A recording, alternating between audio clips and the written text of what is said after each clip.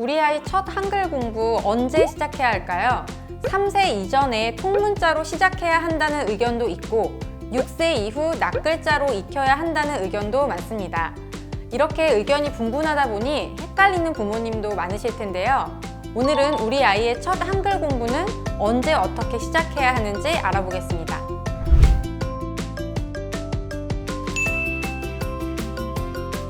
안녕하세요. 육아메이트 오연경입니다. 아이의 첫 한글 교육 시기와 방법에 대해 의견이 참 분분하죠? 3세 이전 통문자로 가르쳐야 한다는 주장의 근거는 이 시기엔 우뇌가 활성화되어 한글을 이미지로 학습하고 글자를 그림으로 받아들이기 때문에 스트레스 없이 한글을 깨칠 수 있다는 것이고요. 6세 이후 낱글자로 배워야 한다는 주장의 근거는 우뇌 발달 시기에 문자를 읽기 시작하면 언어 발달과 창의성 발달에 부정적인 영향을 주므로 좌뇌가 발달하기 시작하는 6세 이후에 시작해야 한다는 것입니다. 그런데 둘 중 어느 쪽이든 성공 케이스가 있어요. 3세 이전에 배운 아이 중에서도 6세 이후에 배운 아이 중에서도 공부 잘하고 인성까지 좋은 아이가 있거든요. 통문자냐 난문자냐 3세 이전이냐 6세 이후냐보다 먼저 파악하셔야 할 것이 있습니다. 가장 먼저 한글 교육의 목적을 정확히 아셔야 합니다. 아이가 한글을 깨쳐도 책 읽기를 싫어하거나 일기 쓰기를 거부한다면 아무 소용없겠죠. 한글을 깨친 후에 책을 통해 타인의 생각을 이해하는 시간을 갖고 자기 생각도 표현하는 언어적 소통의 도구로 한글을 사용해야 할 것입니다. 그러니 글을 읽는 것보다 생활 속에서 보고 듣고 이해하고 소통하는 것이 더 우선적인 목표가 되어야 해요. 이 조건이 충족된다면 3세 이전에 통문자로 접근해도 괜찮습니다. 예를 들어 글자를 보면서 엄마와 웃을 수 있고 곰 어디 있어요? 곰 했을 때 아이가 곰 글자를 이미지로 스캔해서 찾아오면 소통 자체로도 의미가 있는 거예요. 소통하면서 자연스럽게 곰이라는 글자를 익히는 겁니다. 아이는 이것을 한글 공부라 생각지 않고 엄마와 함께하는 그림 찾기라고 인식하면서 점차 글에 관심을 가지게 될 거예요. 하지만 똑같은 통문자 카드로 놀이를 해도 아이가 관심이 없다면 소용이 없습니다. 엄마가 곰 부르면서 손에 쥐어줄 때 거부를 한다면 오히려 소통에 방해가 되는 거죠. 즉, 한글 교육으로서 효과가 없습니다. 그럼 낱글자로 교육하는 경우는 어떨까요? 여태 부모님과 함께하는 소통의 즐거움을 모르던 아이가 7살이 되었다고 엄마와 앉아서 가나다라를 배울 수 있을까요? 한글이 누구나 쉽게 배울 수 있도록 만든 글자라 해도 아이는 쉽게 배울 수 없을 겁니다. 학교에 입학하기도 전에 앉아서 학습하는 건 굉장히 지겹고 힘든 거구나를 배우게 되겠죠. 반대로 낱글자 교육을 게임식으로 기억이랑 아가 만나면 가, 가방, 가래떡, 가수 아가 어로 바뀌면 거방, 거래떡, 거수 이게 뭐야? 이렇게 하면서 재밌게 배울 수도 있어요. 이렇게 서로 대화하며 눈을 마주치고 웃으면서 배우면 아이는 즐겁게 한글을 익힐 것입니다.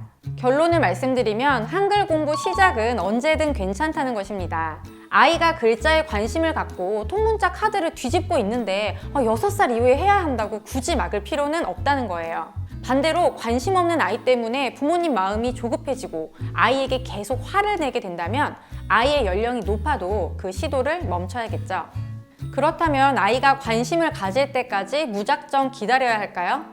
본격적인 한글 공부를 시작하기 전 부모님들께서 몇 가지 상호작용을 통해 아이가 흥미를 느낄 수 있도록 해주면 좋은데요. 지금부터 그 방법을 알려드리겠습니다.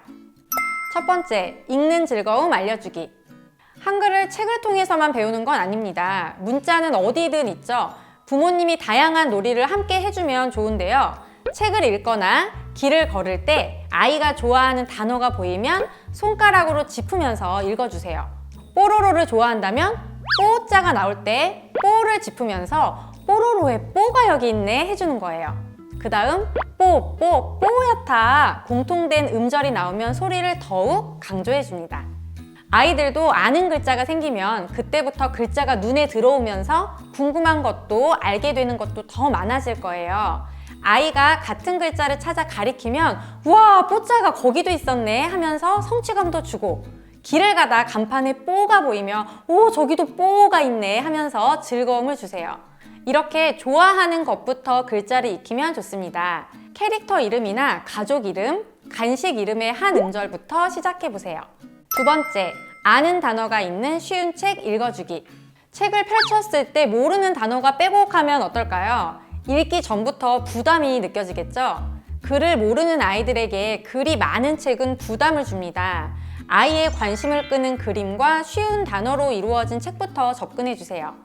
이렇게 아이가 아는 단어가 많은 책이나 받침이 없는 단어 카드 등을 이용하여 하나만 읽어도 물개박수가 가능해지는 그런 환경을 만들어 주어야 합니다. 그러다 보면 아이는 나도 글을 읽을 수 있네? 자신감이 생기고 저건 어떻게 읽는 거지? 궁금증이 생겨서 엄마 이건 뭐야? 물어보기도 하고 삐뚤빼뚤 분명히 그림은 아닌데 알아볼 수 없는 글씨를 쓰기도 하죠. 이때가 시작인 겁니다. 하지만 이때 부모님 욕심이 들어가서 또 앉혀놓고 부담을 주면 안 되겠죠? 지금이 최적의 시기구나. 이렇게 아이가 한글을 배워야 하는 시기임을 눈치채고 더욱 즐겁게 자신감을 가지고 글을 도구로 소통하는 즐거움을 느끼도록 도와주세요. 우리 아이 한글 교육 언제 어떻게 시작해야 할까 고민될 때 오늘 알려드린 한글의 목적을 생각해 보세요. 글을 배우는 목적은 단순히 소리내어 읽고 그치는 게 아니라 누군가의 글을 읽고 이해하고 나의 생각을 표현하는 도구로 사용하기 위한 것입니다. 글을 배우는 과정에서 소통의 불편함을 겪는 대신 즐거운 상호작용을 경험하도록 이끌어주세요. 소통의 즐거움을 아는 아이들은 소통의 즐거움을 더욱 확장하기 위해 글이 꼭 필요할 테니까요. 교보생명이 평생 든든한 여러분의 멘토가 되어드리겠습니다. 궁금한 점이 있다면 언제든 댓글로 남겨주세요.